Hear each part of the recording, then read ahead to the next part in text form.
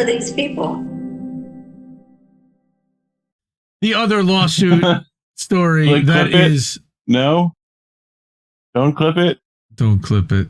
The other lawsuit story that's messed up, yo, is this one. It really is. World Socialist website, our favorite. Samuel Davidson. Last was Samuel Carliner. This is Samuel Davidson, no relation, just same first name, not last. Published this wonderful story on Valentine's Day.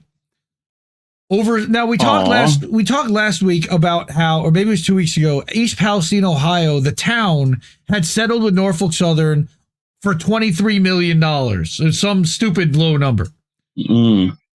Well, I think the residents of East Palestine got a little upset about that. Over 700 residents here and there.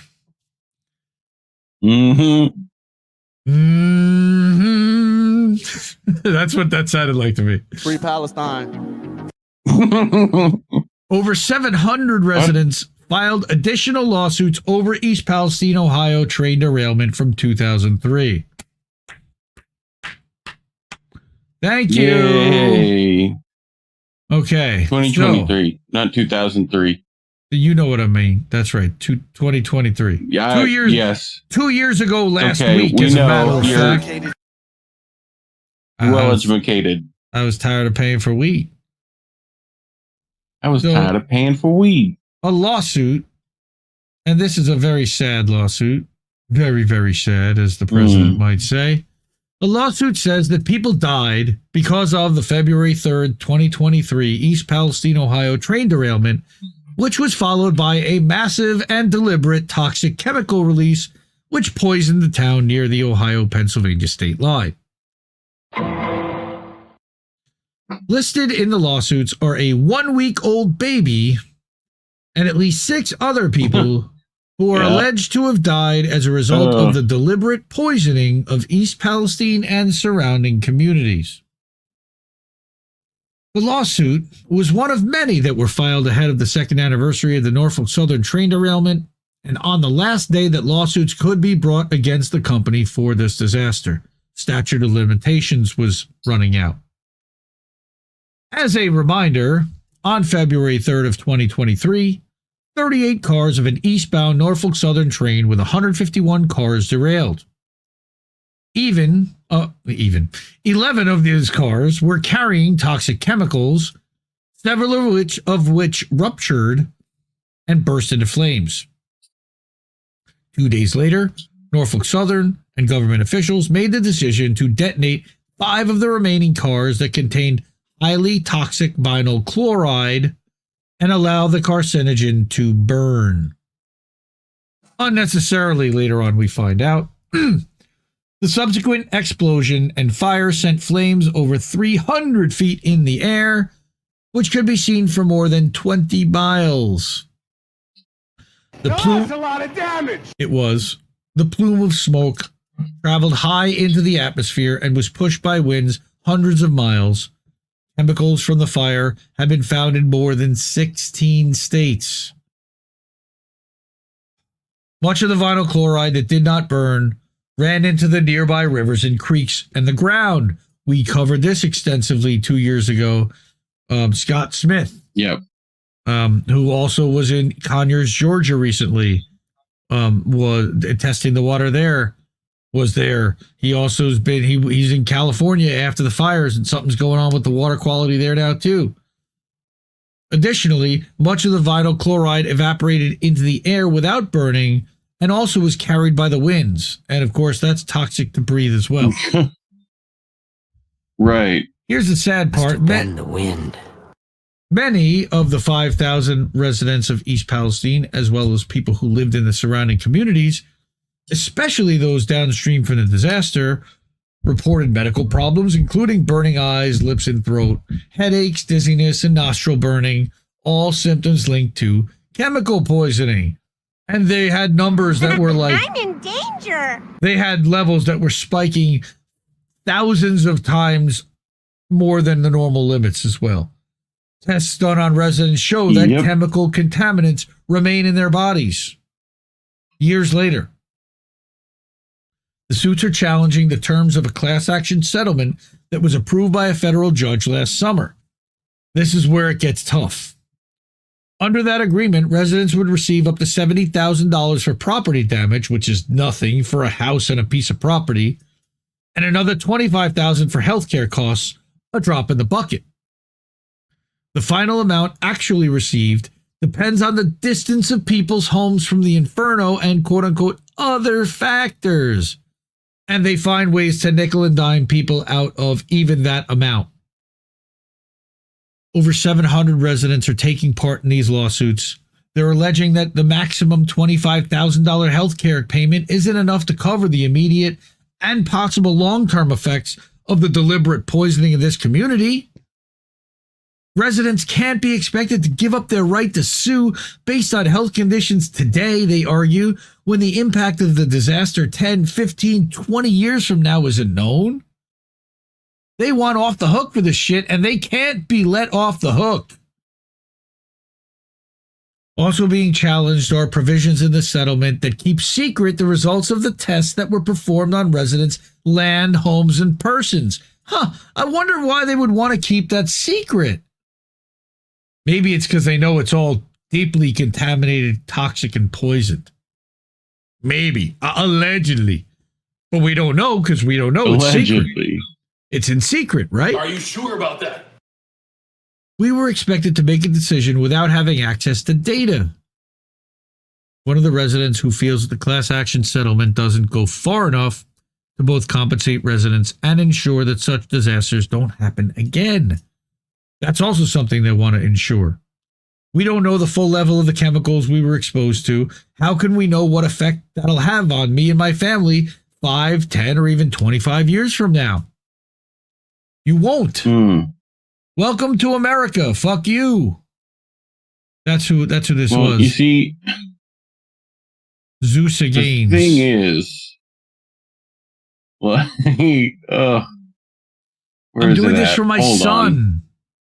What might he face in the future because of what Norfolk Southern did? Can you imagine? You better, because this could happen to any of us. She and her then 9-year-old son. Isn't going anywhere. We are. She and her then 9-year-old son lived a little over a mile from the disaster. I've lost 2 years of my life. My son's lost a year of school. We can't get it back. We don't know what this is going to cost us down the line. What impact on our health, both mental and physical, it's going to have. Her son was 9 at the time of the derailment and explosion. She lived about a mile, like we said, and the smoke and fumes traveled over her home. As soon as it happened, we started getting sick. I packed up my son and got the hell out of there. 3 days later, they told us it was safe to come home. But when I got to my home, you could smell the gas, and we started getting sick all over again. We didn't stay. Smart. They shouldn't have come back. I asked the EPA to test the house, but they wouldn't. They wouldn't even go inside. What a surprise. They tested the ground and air, but they wouldn't go into where we were living. It was like they didn't want to know, because they didn't. They said the chemicals couldn't come into the house. Bullshit. But now they're having to repair the municipal building because it's contaminated. They say it entered through uncapped pipes, but... Right. Literally, it's coming from inside the house. Literally that. No, that's outside. Like the house is contaminated itself. Yes, but also... Right. Like, anyway. Uncapped pipes. Everywhere. A resident. And what about the sewer systems that back right up into the houses? Yes. Literally, like, that's what I'm saying. A resident who asked to remain anonymous because they're facing harassment potentially. This has completely upended our lives. I said something and I lost my job. Their family has 3 children and they were forced to move. We were all getting sick. They told us it was safe to return, but it wasn't. Another one. Quote, they know it was all wrong to burn these rail cars. All they cared about was opening the tracks as fast as possible. Norfolk Southern started running trains within 15 minutes of the governor declaring it was all safe. And that was covered on INN News by Reef and Colin, I seem to recall. Yes, sir. Norfolk Southern took in $12.1 billion in revenue last year, of course, not solely through East Palestine, Ohio, and had a net income, that is profit, of over $2.6 billion, over 4 times the total settlement of $600 billion. So a quarter of 1 year's profit is all it costs them to contaminate an entire town and destroy thousands of lives. He who controls the spice controls the universe. The disaster was the direct result of Norfolk Southern's drive for profits at the expense of safety.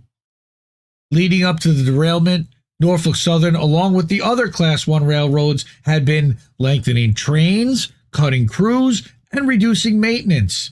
Remember, this led up to the rail workers wanting to strike at the end of December, and then Biden's thwarting that strike and fighting against it.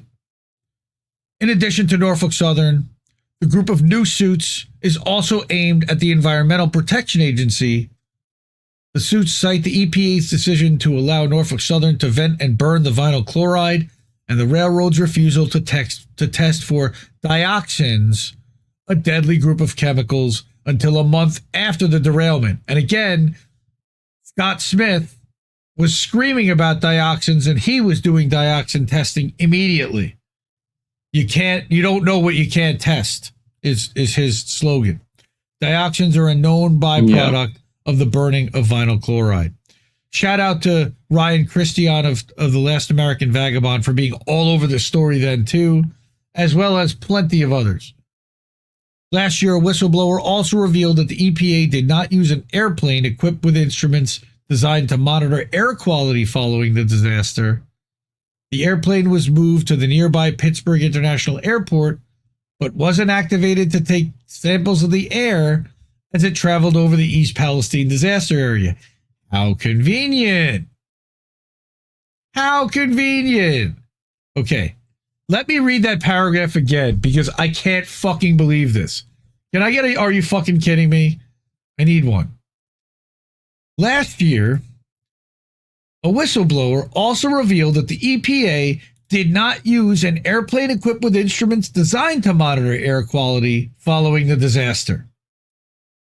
The airplane was there and moved to the nearby Pittsburgh airport, but not activated to take samples of the air as it traveled over the East Palestine disaster area. For a month! Are you fucking kidding me? For a month! Or ever. I don't know if it's ever or for... What's up with that? What's up with that? What the fuck, man? I mean, this is a what the actual fuck. What's up with that? This is a what the actual fuck right there, okay? President Donald Trump, newly confirmed head of the EPA, Lee Zeldin, who was going to run for governor in New York, has no intention of holding the railroads accountable or of pushing for stricter enforcement of current regulations. He's a former Republican congressman from New York. He's a longtime supporter of Trump, including serving on his legal team during the first impeachment trial and voting with the certification against the certification of Joe Biden on January 6th. Well, okay. He also stated that he has plans to implement Trump's agenda to cut regulations on businesses. Again, no surprise, he was appointed there.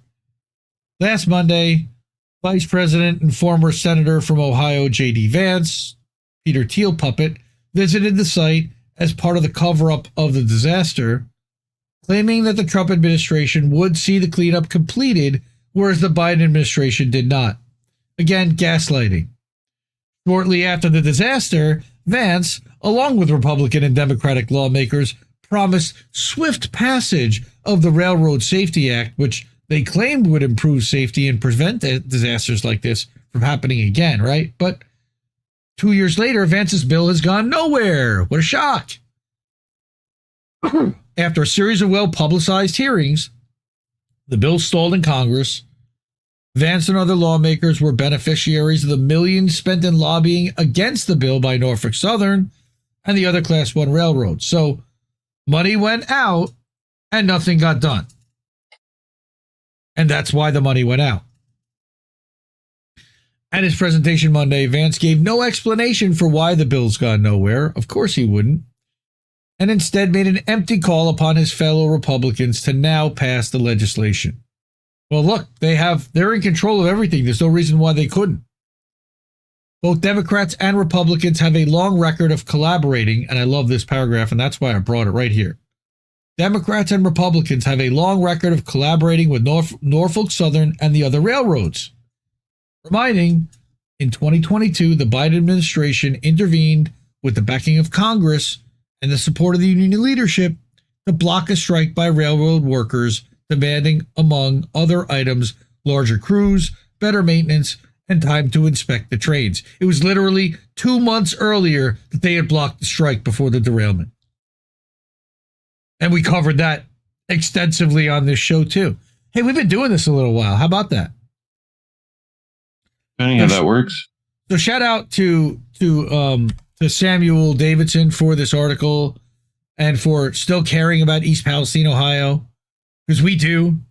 We want to see that resolved. We want to see Norfolk Southern pay for what they did and be held accountable. I'm worried that they won't be really ever.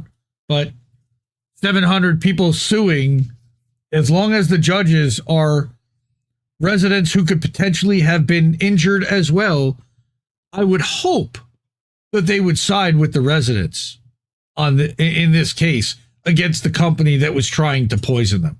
I could be wrong. They can be bought, but I would hope that that's what they would do. YouTube does not like when we talk about this. So if you like seeing stories like this, please support the media you want to see. The ways to do that are Cash App, $, Indie News Network, code-v.com/Indie News Network, paypal.me/Indie News Network, and at our newsletter, innewsletter.com, where you can support monthly or annually with a subscription. But you can also subscribe free, and please do. We put out a daily update. So please, whatever. These are the incredible people that are our wall of fame. This week we got a annual subscription from Jack Farrell over at Indie Media Today. Thank you so much for that. And our friend James Arkazewski re-upped his monthly subscription over at both of the newsletters for INN as well as Indie Media Today. And we always appreciate that support. We are heavily suppressed. We are demonetized on YouTube because somebody once said that they might not be completely condemning an organization that now has deemed to not be friendly. No, not that one. It's the other thing. Super safe. It's hummus. The safest. It's we love hummus. We love to eat hummus. It is delicious. Hummus is delicious. Hummus, delicious tahini spread with the za'atar. It's nice. A little bit of garlic in there. Yum. Right. But these people have supported our channel and our network. Sabracel. They fund the media they want to see, and they support the media they want to see. Best ways to do that: Cash App, code-v.com/Indie News Network, PayPal, and Substack. I see Oaktown Girl in the chat. Money, please. Oaktown Girl, we work on a value for value system here, and that means that we don't do any ad reads and we don't do any sponsorships. We don't read out promo codes. Charlie Mack Friday night. That's right. Charlie Mack Friday night hooked us up. Natalie hooked us up Friday night. Kameshwari Kate. So many people, really. We're so grateful, and we work hard to try to bring a high quality of show and high quality information that hopefully you're not hearing elsewhere, and perspective that you may not be getting elsewhere. And that's why we do what we do. These amazing people have not disrespected INN, but YouTube certainly has, because they've demonetized our channel. The best ways to do it are there on that board. Cash App, $Indie News Network, code-v.com/Indie News Network, paypal.me/Indie News Network, and INNnewsletter.com, where you can subscribe for free, but also support with a monthly or annual subscription. Money, please, as he likes to say with his little sound bit. Money, please. Thank you. So it is. You gotta watch Parks and Rec, first of all. But yes. That's our wall Cash of App, fame. Ko-fi, PayPal, Substack. That's all that it. stuff. Yep. Hook us up if you can. If you're not, share the show. Share the damn You know what? show. Don't. So please, whatever. Whatever. But here's the way to do that. Cash App, Ko-fi, PayPal, and Substack. Those are our links. Those are the people we love the most. Please. A lot of them are hanging out right here. Support independent media, everyone. We just fucking lost the stream. No, you're too early on that. Support independent media, everyone. No. We're going to boats. I love you all. We'll see you soon. Now you can do it. Yeah. Bye-bye, fam. Bye, Felicia. No, we just fucking lost the stream. Thank you.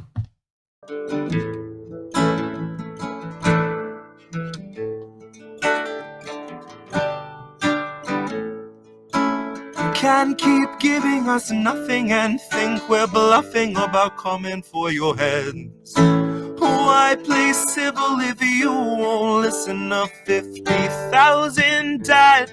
And now we know our mission, we form a militia, make Congress a prison.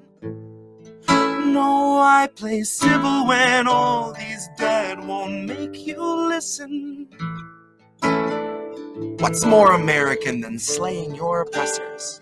What's more American than liberty or death first? God, I thought we were founded on abolishing the tyranny of those who would starve a village all to live empirically. And I regret that I have only one life to give for my cause now that I can see the cause so clearly. See, I want our leaders, regardless of party, to fear me.